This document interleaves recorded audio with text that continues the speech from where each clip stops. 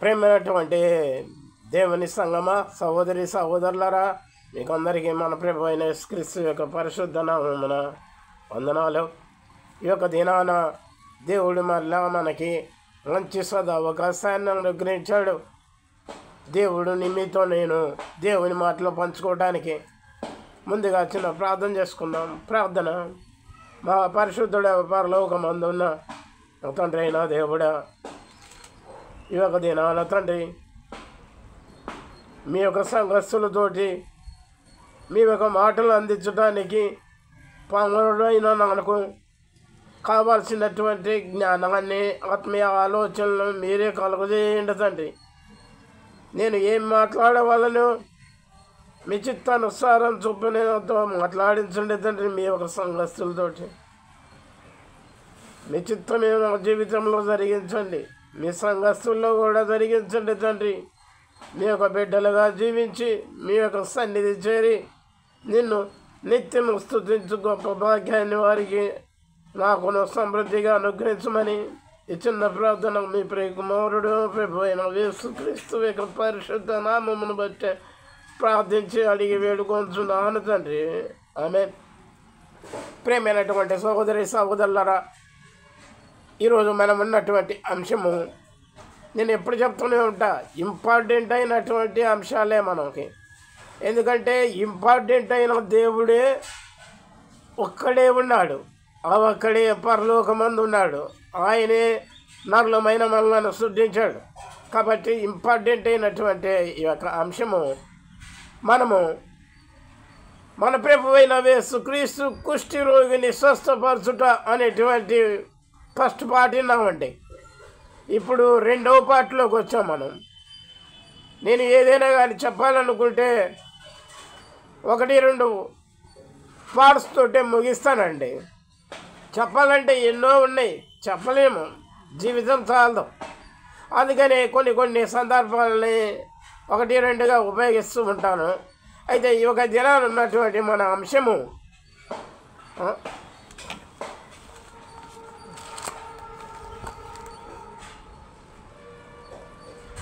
ఈ యొక్క క్రీస్తు శాఖము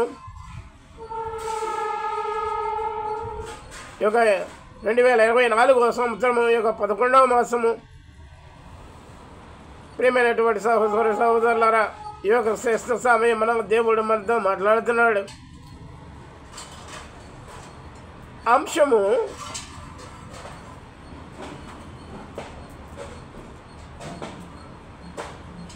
BC అనగా క్రీస్తు పూర్వము,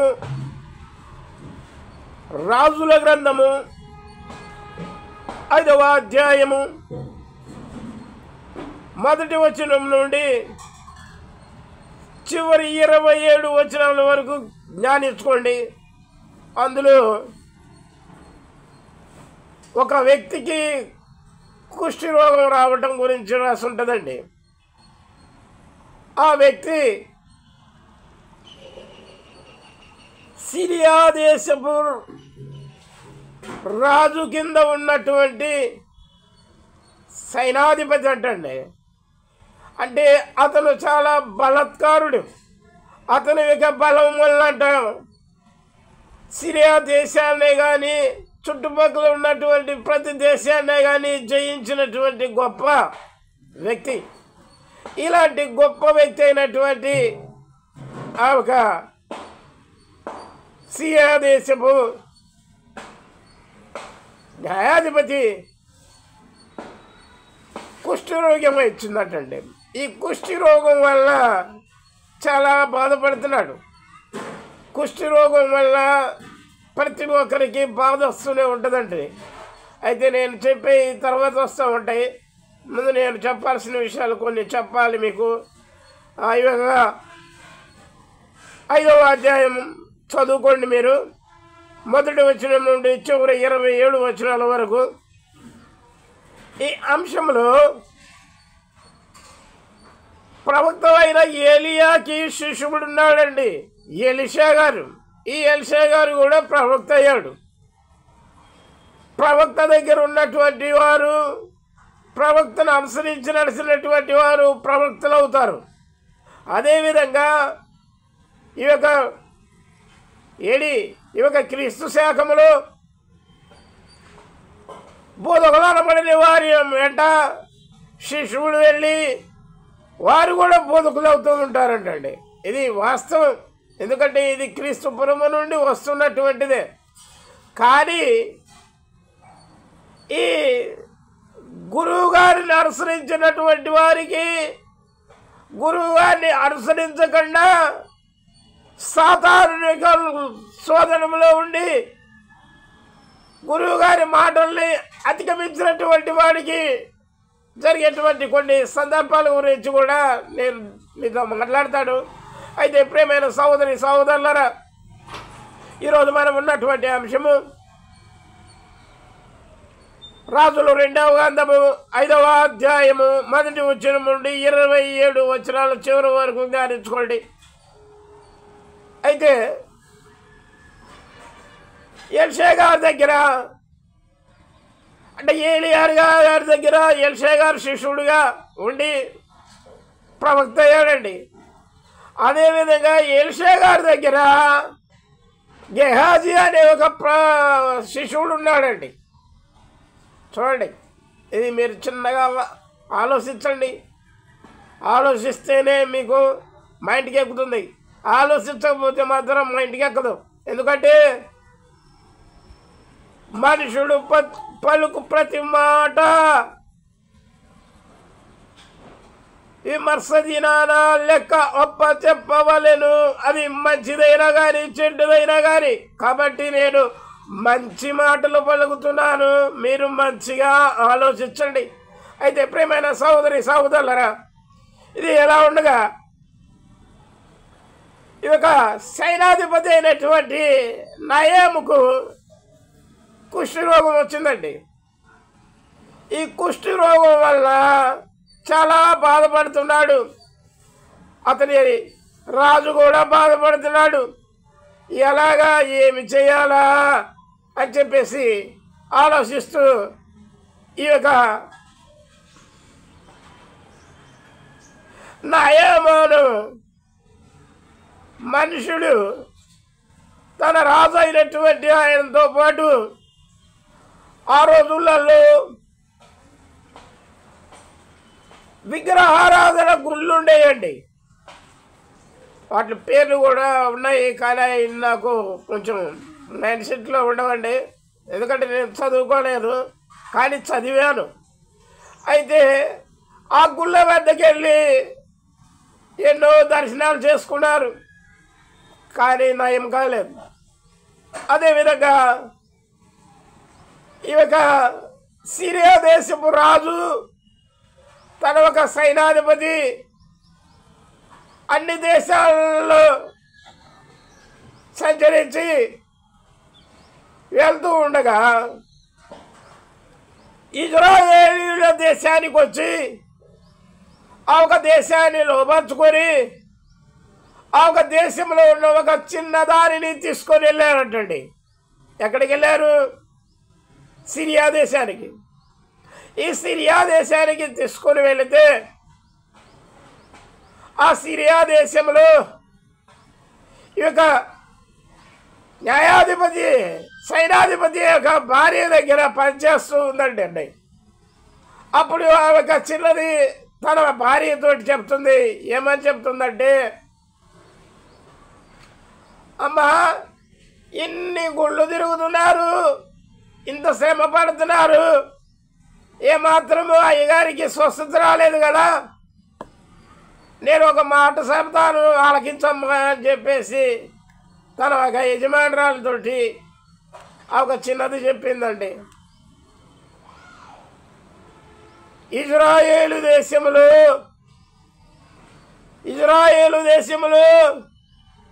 ఈ భూమిని ఆకాశాన్ని సృష్టించిన సృష్టికర్త ఉన్నాడు. ఆ దేశమే గొప్ప దేశము. ఆ దేశంలో దైవజనుడు ఒక ఆయన ఉన్నాడు. ఆ దేశరాజు దగ్గరికి వెళ్ళి మీరు ఒక్కసారి సలహా అడగండి అని చెప్తే ఈ విషయము ఒక సైనాధిపతికి చెప్పింది. తన భార్య. ఆ సైనాధిపతి రాజుగారికి చెప్పారు. రాజుగారు ఒక మాట అంటున్నాడండి. ఏ మాట అంటున్నాడంటే, చదువుకోండి మీరు, లేఖనాలు ఉంటాయి. కుషదేశము నది ఇంకొక నది నా దగ్గర ఉన్నటువంటి నదుల కంటే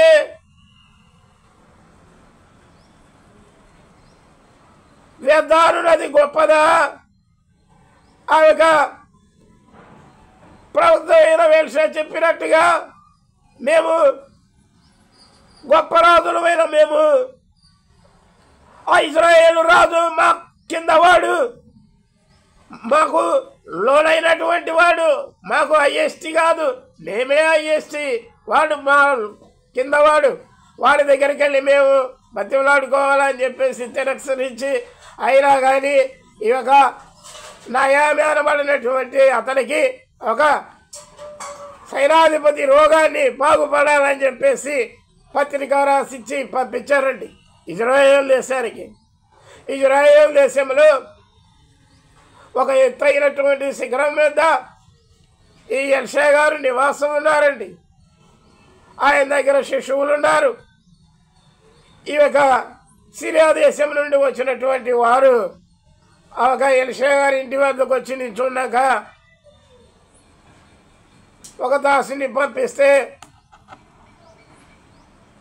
ఎలీషా గారి దగ్గర ఉన్నటువంటి దాసుడు ఈ యొక్క సైనాధిపతి దాసుడు మాట్లాడుకొని ఆ ఒక పత్రికని ఎలీషా గారికి ఇస్తే, ఎలీషా గారు చూస్తుంది, నువ్వు వెళ్ళి అతనితో ఒక మాట చెప్పు. శిష్యుడు వచ్చాడండి. ఎలీషా గారు గురువు గారు ఆయన శిష్యుడు వచ్చి చెప్తున్నాడు.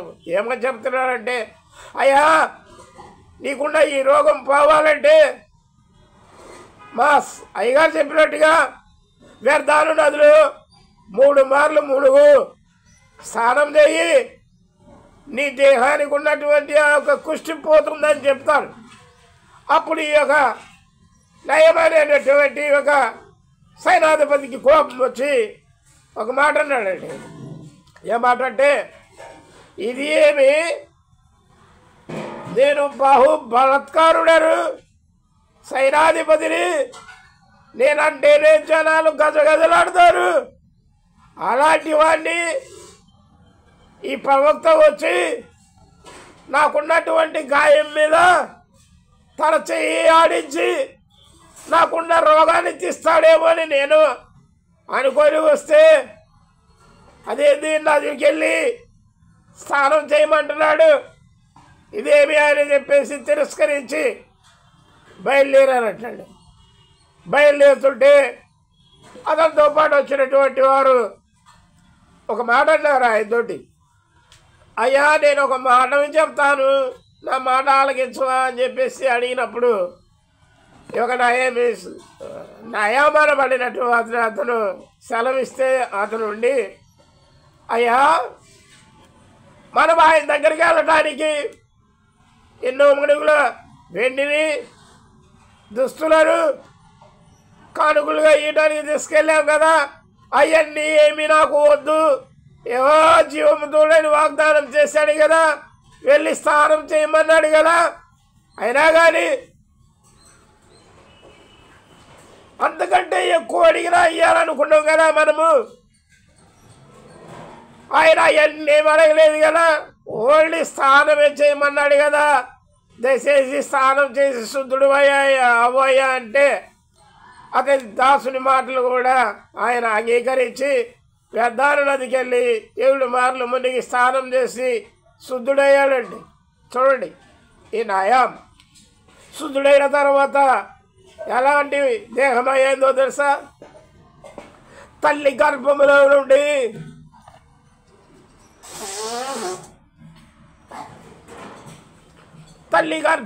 నుండి ఆడ శిశువే కానీ మగ శిశువే కానీ 9 మాసాలు తల్లి గర్భంలో ఉండి ఎప్పుడైతే బయటకు వచ్చే క్షణం వచ్చిందో అప్పుడు బయటకు వచ్చినప్పుడు తన యొక్క దేహము ఎలా ఉంటుందో తెలుసండి? తనకున్నటువంటి ఆ యొక్క బెడ్ తుడిస్తే నిగనిగలాడుతూ తెల్లగా ఉంటుందంట, అద్భుతంగా ఉంటుందంట. అలాంటి దేహమైందంటండి ఈ యొక్క నయమనబడినటువంటి సైనాధిపతి. అప్పుడు ఈ యొక్క సైనాధిపతి సంతోషంగా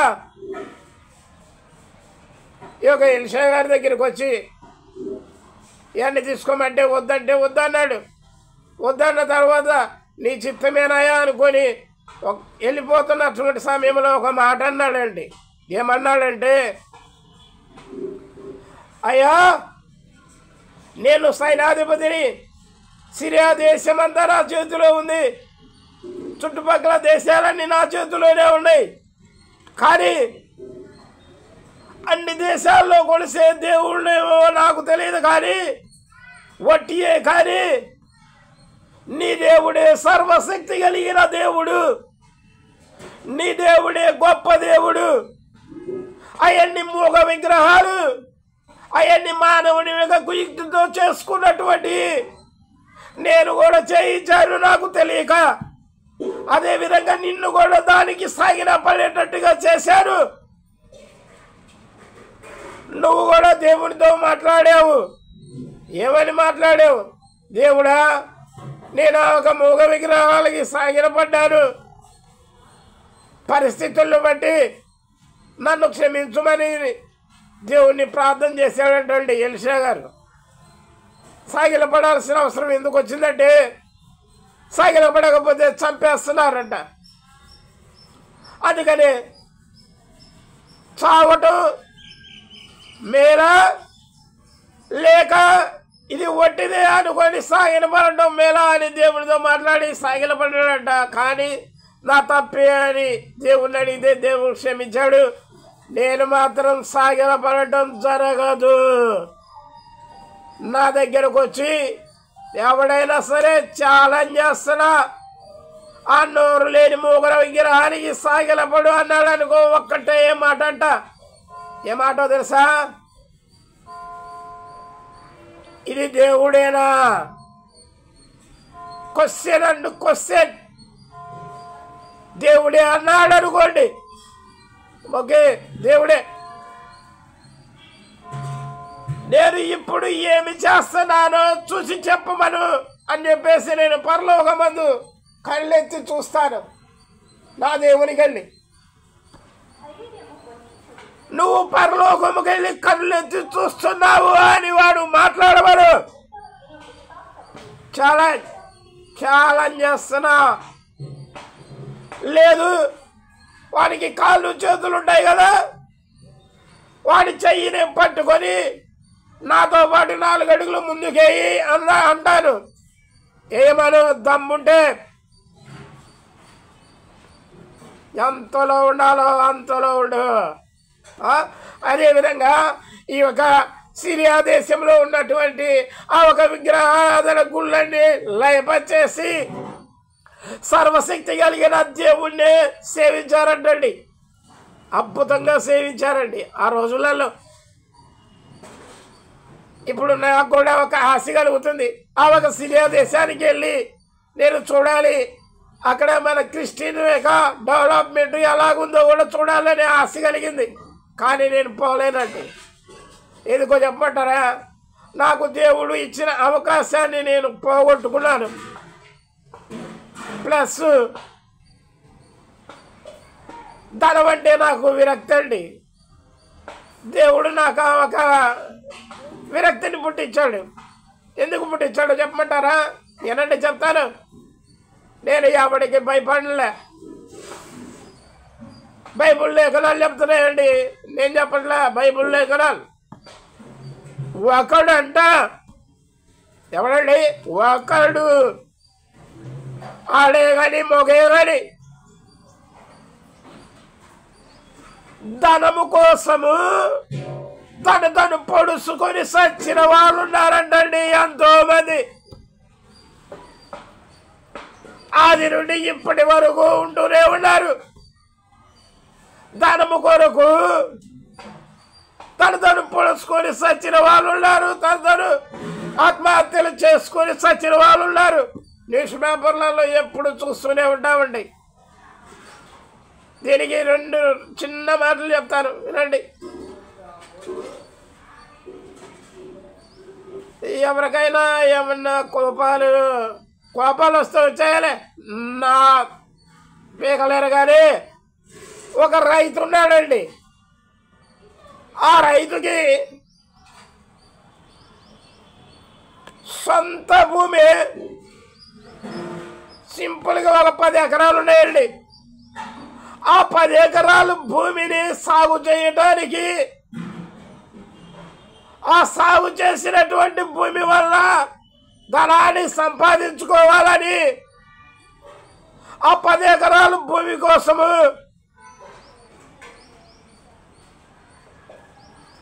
సింపుల్గా ఒక 10,000 బాకీ చేశాడండి. 2,000 చేశాడు, 10,000 బాకీ చేశాడు.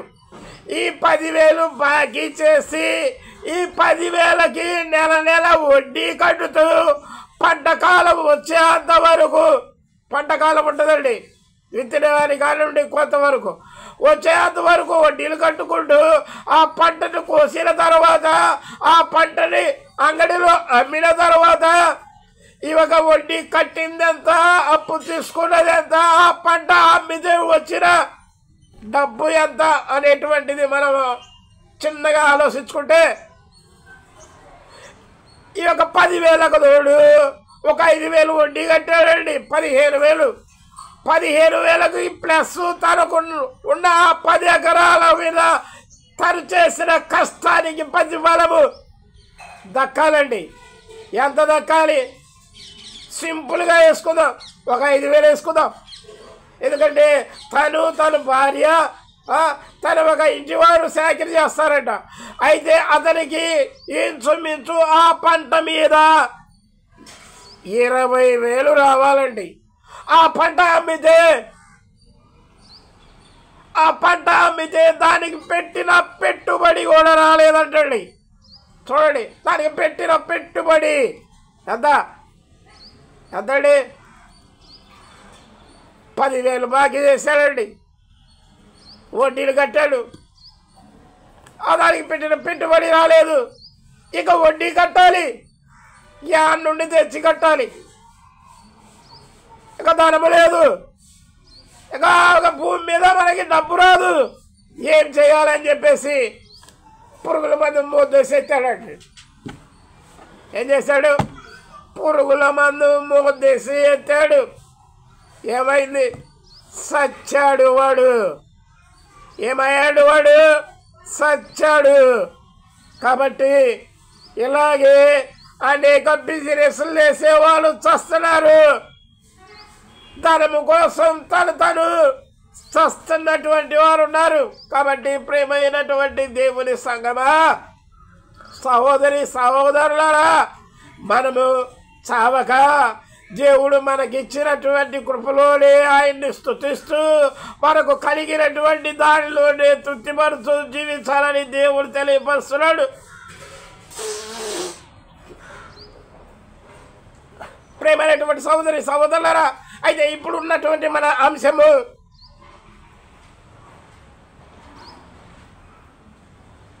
బిసి కాలంలో సిరియా దేశపు సైనాధిపతి అనేటువంటి నయామి అనవలైనటువంటి వాడికి వచ్చిన కుష్టి రోగము స్వస్థత కలుగుట. వాడు ఆలోచించినట్టుగా ఒక ఎలీషా ప్రవక్త ఒక కుష్టి పైన చెయ్యి ఆడించి బాగు చేయలేదు. వ్యర్థాను నదికి వెళ్ళి స్నానం చేయమన్నాడు. అయినా కానీ పేస్గా కూడా మాట్లాడలేదు. అంతటి గొప్ప మనిషి అయినా కానీ వాడు ప్రవక్త ఎలీషా గారు వచ్చి మాట్లాడలేదు. ఆయన శిష్యుడి ద్వారా వర్తమానం పంపించాడు. పోయి శుద్ధుడై వచ్చి దైవాన్ని ఇస్తుంటే తీసుకోలేదు. ఈ రోజుల్లో అయితే బోధకులు అనబడినటువంటి వారు ఆశపడుతున్నారంటండి. ఆశ, ఏ ఆశ? ధనాశ. ఒరే ధనాశ గల వెర్రివాడా, నీ యొక్క జీవితం ఎలా ఉంటుందో ఒకసారి ఆలోచించుకో. ఒక వ్యవసాయకుడి కంట పొలం ఉందంటండి. పొలాన్ని పండించాడు బాగా. రెండంతలు పండిందంట. రెండంతలు పండినటువంటి ఆ ఒక పొలాన్ని కొత్త నిబంధనలో లేఖనాలండి పడకుండా పాత కొట్లు పడగొట్టి కొత్త కొట్లు కట్టి వాటిలో దాని అంత సమకూర్చి ఒక సాయంకాలం పూట అంటండి, ఒక సాయంకాలం పూట వాడి కడిపేవాడు దేవుడై బరీగా తిని పండుకొని దేవునితో మనవి చేస్తున్నాడంట. ఓ దేవుడా, నాకు విస్తారమైన ధనాన్ని ఇచ్చావు, ధాన్యాన్ని ఇచ్చావు, నేను సమకూర్చుకున్నాను, నా ప్రాణంతో ఒక మాట మాట్లాడుకుంటున్నాను, నీతోటి కాదు దేవునితోటి మాట్లాడుతున్నటువంటి ఆ ఒక మాటలు వాడి ప్రాణం గురించి చెప్పుకుంటున్నాడట. ఓ నా ప్రాణమా, అనేక సంవత్సరాల వరకు నీకు విస్తారమైన ధనాన్ని సమకూర్చి పెట్టారు, తినుము తాగుము సుఖించుము అంటున్నాడట.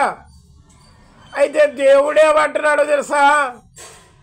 తల్లి గర్భములో పిండముగా కాకమును నిరూపించిన దేవుడు ఆడబిడ్డగాను మగబిడ్డగాను వాడిని నేలను పడిని మొదలుకొని కాన్నది మొదలుకొని చివరి వరకు నోరు మూసేంత వరకు వారిని పోషిస్తున్న దేవుడు ఒక మాట అన్నాడండి. ఒరే వెర్రివాడా, ఎవడాడు? వెర్రివాడంటండి. వాడి ఎర్రితనము అని చంపేసింది. తినుము తాగుము సుఖించుము అంటున్నాడంట. అయితే దేవుడు ఆ రాత్రి ఒక మాట అన్నాడు, ఒరే ఎర్రివాడా, నీకు నేను ఇచ్చిన ఆత్మను అడుగుతున్నాను, ఇచ్చేసాయి. ఏమి ఇచ్చేయమన్నాడు? ఆత్మను అడుగుతున్నాడు. ఆత్మ ఉంటేనే భూమి పైన మానవుడు జీవించగలడు. ఇప్పుడు నాలో దేవుని ఆత్మ ఉంటేనే మీతో నేను మాట్లాడగలుగుతున్నాను. దేవుని ఆత్మ ఉంటేనే నీవు వినగలుగుతున్నావు, చూడగలుగుతున్నావు, పని చేయగలుగుతున్నావు. కాబట్టి ప్రేమైన దేవుని సంగమా, మనము తన ఆశలో పడిపోకూడదని దేవుడు హెచ్చరిస్తున్నాడు. అయితే ఇప్పుడు మనం ఉన్నటువంటి అంశము కుష్టి రోగం. ఈ కుష్టి రోగము 2 పార్ట్. ఈ కుష్టి రోగము 2 పార్ట్లో నేను ఒక వచనం చదివి వినిపించాలని ఆశపడుతున్నానండి. దైవజనులు అనబడినటువంటి వారి శిశువులే కానీ, దైవజనులు అనబడినటువంటి వారే కానీ ఏ పరిస్థితిలో ఉంటారో కూడా తెలుసుకుందాం. ఎలీషా ప్రవక్త ఆగేజీ అనేటువంటి వారితోటి మాట్లాడుతున్నటువంటి మాటలండి. 27వ వచనం నేను చదివి వినిపిస్తా. 2 రాజుల గ్రంథము 5వ అధ్యాయము, 2 రాజుల గ్రంథము 5వ అధ్యాయము. బైబిల్ ఉన్నవారు తెరవండి, తెరిచి చూడండి.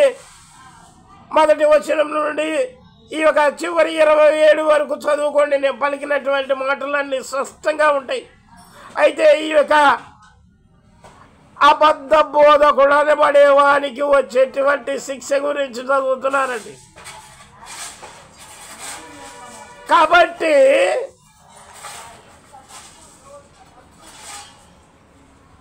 కాబట్టి నయామునకు కలిగిన కుష్టి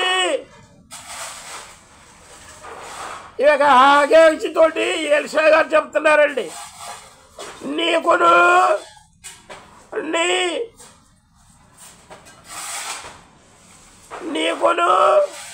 నీ సంతతికి, ఏంటంటే నీ సంతతికి, సంతతి అంటే మామూలుగా ఉండదండి.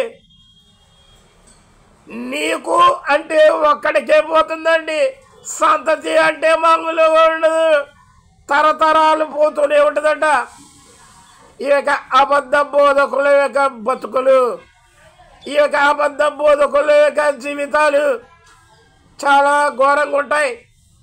రోగాలే కాదండి, ఆరోగ్యవంతులుగా ఉన్నా కానీ వాడు పలికిన మాటకి, వాడు చేసిన క్రియకి ప్రతిఫలం కంపల్సరీ ఉంటుంది.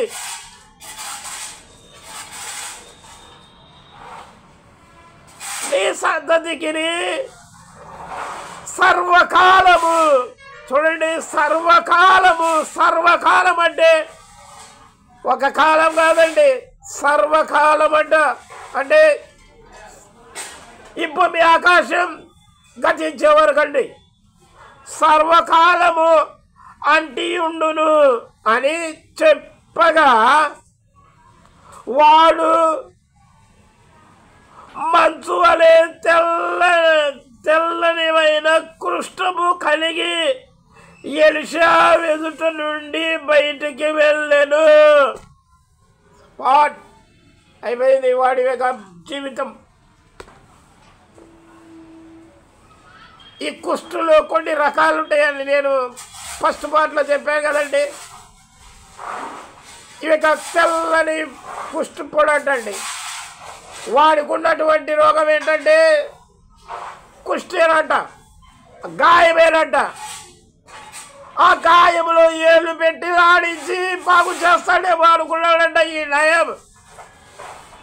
ఈయనకి ఇచ్చిన కుష్ఠేమేమో తెల్లని పొడులంట. ఇలాగే ప్రేమైన సహోదరి సహోదరులారా, ఇలాంటివి ఉంటాయి. కాబట్టి ఇలాంటివి మనము తెచ్చుకోకూడదు. ఇలాంటి యొక్క పరిస్థితిలో మనము ఉండకూడదని దేవుడు తెలియపరుస్తున్నాడు. అదేవిధంగా ఈ యొక్క దినాల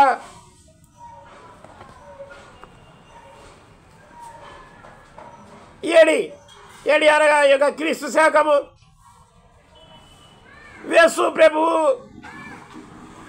కుష్ఠీ రోగిని తాకి స్వస్థపరచుట గురించి చూపిస్తున్నాడండి.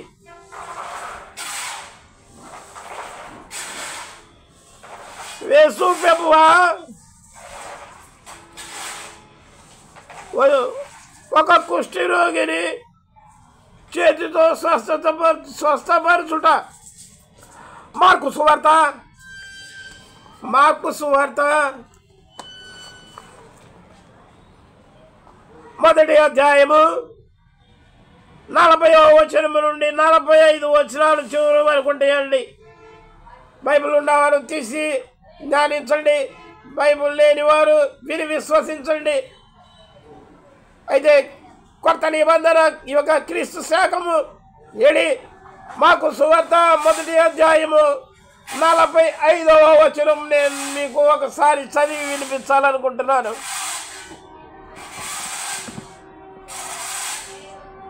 ఎందుకంటే బైబుల్ అనేది చదువుతూ ఉంటేనే అర్థమవుతూ ఉంటుంది, నాకు కొంచెం వస్తూ ఉంటుంది అన్నమాట.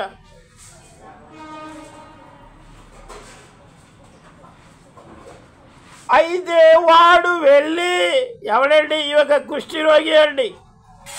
యేసు ప్రభు చేతితో స్వస్థపరచబడినటువంటి ఈ యొక్క కుష్ఠీ రోగి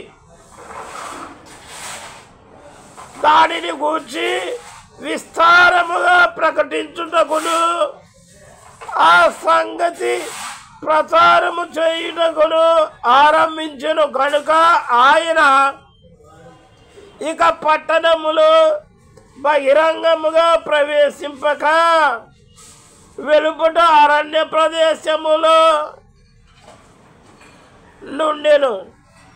4 దిక్కుల నుండి జనులు ఆయన వద్దకు వచ్చుచుండిరి. ప్రైజ్ ది లార్డ్, హల్లెలూయా. ప్రియమైనటువంటి సహోదరి సహోదరులారా, మన ప్రభువైన యేసుక్రీస్తు తన యొక్క చేతితోటే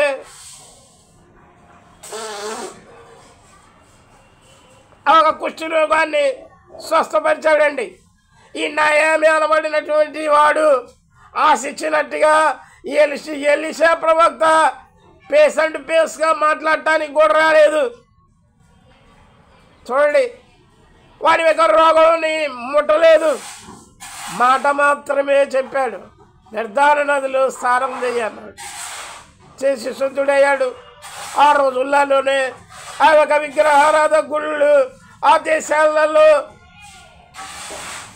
పడగొట్టబడి సృష్టికర్త అయిన దేవుణ్ణి కొలిశారు. ప్రైజ్ ది లార్డ్, హల్లెలూయా. కాబట్టి ఈ రోజులలో ఈ యొక్క హిందూ దేశంలో ఉన్నటువంటి వారు క్రిస్టియన్ దేశాలకు వెళ్ళి అక్కడ కూడా వారి యొక్క గుళ్ళు కట్టుకొని అమోఘ బొమ్మలకు సాగిలపడుతున్నారంట. ఏముంది, ఎక్కడుంది? అదేవిధంగా ఇక హిందూ దేశస్తులు దేవుని యొక్క ప్రజలు అనబడినటువంటి క్రిస్టియన్ దేశాలకు వెళ్ళి పురుషులు స్త్రీలు పురుషులను మ్యారేజీలు చేసుకొని వారి యొక్క ఆచారాలు నడుపుకుంటున్నారంట.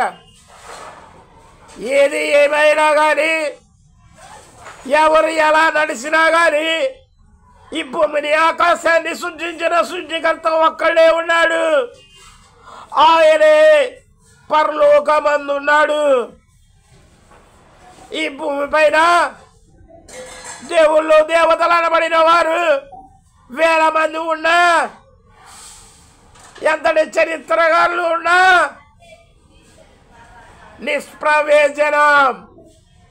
ప్రవేశనమైనటువంటి ఆయన ఒక ఆయనే ఉన్నాడు పరలోకమందు. ఈ భూమిని ఆకాశాన్ని సృష్టించిన ఆయన, మానవుని సృష్టించిన ఆయన. కాబట్టి దేవుని వాక్యాన్ని నమ్ము ప్రియమైన సహోదరి సహోదరులరా. పరిశుద్ధ గ్రంథము, కొత్త నిబంధన, పాత నిబంధన, ఈ రెండు గ్రంథాల్లో దేవుని యొక్క చరిత్ర ఉంది. దేవుడు స్పష్టంగా చెప్తున్నాడు, నేనే ఈ భూమిని ఆకాశాన్ని సృష్టించిన వాళ్ళను, నరులను సృష్టించిన వాళ్ళను అని చెప్తున్నాడు. ఈ పరిశుద్ధ లేఖనాలు, పరిశుద్ధ గ్రంథానికి వ్యతిరేకంగా ఎవడైనా మాట్లాడితే వాళ్ళ పితారులే ఎన్నో అనుభవాలు అనుభవించారు. కాబట్టి బైబిల్ జోలి రాగాకు, నీ గ్రంథం జోలి మేము రాము, నీ భక్తి జోలి మేము రాము. కాకపోతే ఉన్నది ఉన్నట్టుగా చెప్తాం. మూగ బొమ్మలు చేసుకోవద్దని దేవుడు చెప్తున్నాడు, మేము చెప్తున్నాం. అర్థమవుతుందా? అర్థం చేసుకో. అది మానవుడి యొక్క కుయుక్తితోటి చేసుకున్నటువంటి మూగ బొమ్మ. బైబుల్ అయితే దేవుని యొక్క ప్రేరేపణతోటి, ఆయన యొక్క ఆత్మీయ ఆలోచనలతోటి, దేవుని సేవకులైనటువంటి వారితో రాయించిన లేఖనము. ఆది నుండి జరగబోయే ఫ్యూచర్ వరకు ఈ గ్రంథము పరిశుద్ధ గ్రంథము. దీనికి అనేకమైనటువంటి చెడ్డ పేర్లు చెప్తూ ఉంటున్నారంట. జాగ్రత్త. నీ యొక్క నాలుగే కాదు, నీ అరికాలు మొదలుకొని నడి చుట్టూ వరకు నువ్వు అనుభవించాల్సిన ప్రతిఫలాలు ఉంటాయి. జాగ్రత్తగా మాట్లాడు. బైబిల్ గురించి చెడుగా మాట్లాడొద్దు. చివరగా చిన్న ప్రార్థన చేసుకుందాం. ప్రార్థన. మహాపరిశుద్ధుడా, పరలోకమందున్న నా తండ్రి అయిన దేవుడా, ఈ భూమిని ఆకాశమును అందరి పంచభూతములను సృష్టించిన దేవుడవు తండ్రి. నీవు మాకు కావలసినటువంటి పంచభూతాలను సృష్టించి 5 దినాలు 6వ దినాన నీ యొక్క స్వరూపాన మమ్మలను సృష్టించి తండ్రి మాకు జీవాత్మనిచ్చి ఆనాటి నుండి ఈనాటి వరకు నీ యొక్క బిడ్డలంగా జీవించాలని నువ్వు కోరిన విధమైన చొప్పున తండ్రి మీకే కృతజ్ఞత స్తుతులు చెల్లించుకొనుచున్నాను తండ్రి. ఈ యొక్క అపవాది యొక్క ఆలోచనలో పడిపోయినటువంటి వారు, వారి యొక్క జీవితాలకు ప్రతిఫలాలు నువ్వు ఇస్తావని మాకు తెలుసు తండ్రి. వారు తెలుసుకొని ఈ బిడ్డలుగా జీవించే గొప్ప భాగ్యాన్ని వారికి అనుగ్రహించండి తండ్రి. అదేవిధంగా తండ్రి, ఈ యొక్క దినాన మీ యొక్క సంఘస్థులతో నేను మాట్లాడి ఉన్నాను తండ్రి. మీ యొక్క మాటల్లో తప్పు ఒప్పులేము నుండి నన్ను మీరు క్షమించండి తండ్రి. సంఘస్థులు నన్ను క్షమిస్తారు, ఎందుకంటే నేను చదువులేని పామరుడను తండ్రి. మీరే నాకు ఆత్మీయ ఆలోచనలు కలుగజేయవాడు తండ్రి. ఈ లోకంలో నీకు ఎదురాడు ఇక ప్రతి మనిషిని తండ్రి, స్త్రీనే కానీ పురుషునే కానీ ఆకర్షించండి తండ్రి. నీ బిడ్డలుగా మారే భాగ్యాన్ని వారికి అనుగ్రహించండి తండ్రి. అపోస్తులైన పౌలు సౌలుగా ఉన్నప్పుడు నీ యొక్క నామానికి వ్యతిరేకం తిరిగినటువంటి అతన్ని ఆకర్షించి మనంత వరకు నీ సాక్షిగా జీవింపజేసినట్లుగా ప్రతి ఒక్కరిని ఆకర్షించి నీ బిడ్డలుగా జీవించే గొప్ప భాగ్యాన్ని అనుగ్రహించమని ఈ చిన్న ప్రార్థన మీ ప్రియ కుమారుడు మా ప్రభు అయిన యేసుక్రీస్తు యొక్క పరిశుద్ధ నామమును బట్టి ప్రార్థించి అడిగి వేడుకొనుచున్నాను తండ్రి. ఆమేన్. God bless you.